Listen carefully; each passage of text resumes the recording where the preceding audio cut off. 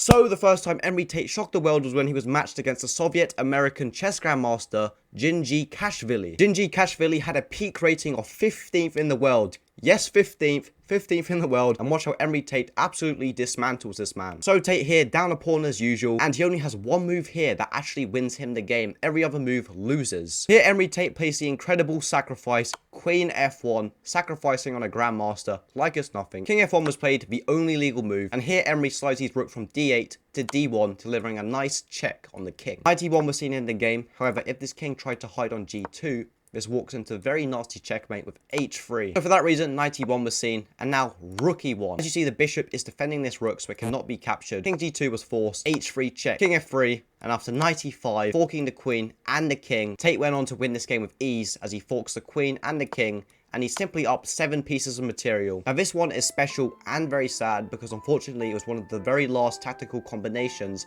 Emory Tate ever played in his chess career, because a couple months after this game, Emory Tate unfortunately passed away. Emory Tate was delivering a simul here, sharing his knowledge of chess with the younger generation, trying to get them into the game and get them better. And here Mr. Tate starts his reign of sacrifices with the move Rook C7 check. King C7 is actually the only legal move. This king cannot move to any other squares as the rook blocks it. After King C7, we now see the move Rook C5 double check with the rook and the bishop. King B7 was forced, and now Tate plays such a nasty move, Queen D5 check. This was taken in the game, and after Rook C7, that's checkmate. This king cannot escape to the A6 or the C8 square as the rook covers it, and this bishop on E2 comes alive and completely stops his king from accessing this square. And now the grand finale. Emory Tate is matched up against an Uzbek grandmaster, Gregory Serper. He studied at Moscow's famous Botvinnik Kasparov chess school and was rated 44th in the world at the peak of his powers. So Mr. Tate here down a full rook. What's he gonna do to save his position? Well, let's check. Queen b7 was played by Mr. Tate, threatening checkmate on f7. For example, if a move like rook a8 was played,